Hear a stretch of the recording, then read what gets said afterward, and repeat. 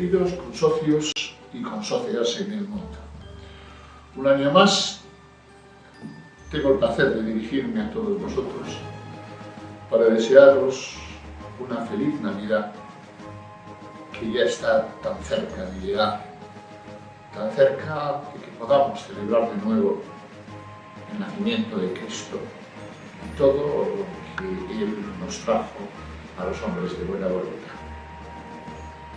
Este año lo hago con especial afecto, con especial interés, porque Dios mediante será el último año que como Presidente General dirija a todos vosotros para felicitaros Navidad. A lo largo del próximo año, a lo largo del 2010, elegiremos a mi sucesor, al 15 presidente de la Sociedad de San Vicente de Paúl, de su Consejo General, que si Dios quiere, entrará en funciones el 9 de septiembre del 2010.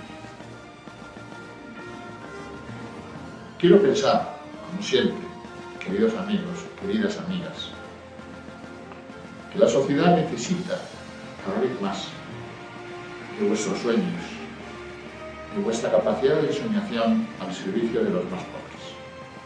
Ellos nos necesitan siempre, de manera distinta, en cada momento de la vida, en cada época de la historia. Y sé que todos hacéis el esfuerzo para mejorar la atención a los más pobres.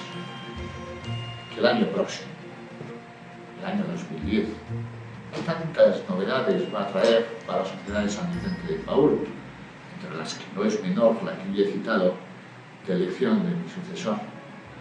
Que el año 2010, queridos amigos, queridas amigas, siga contemplando a la Sociedad de San Vicente y a cada uno de nosotros en el esfuerzo, la tensión constante de atender cada día mejor, cada día con más intención a los pobres del mundo. Que Santa María nos ayude a todos a lograrlo. Que ella interceda cerca de su divino Hijo para que la Sociedad de San Vicente de Paúl siga siendo el órgano vivo,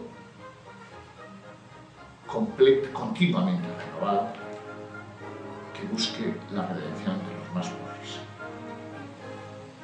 Feliz Año Nuevo, feliz Navidad y que Dios os bendiga a todos.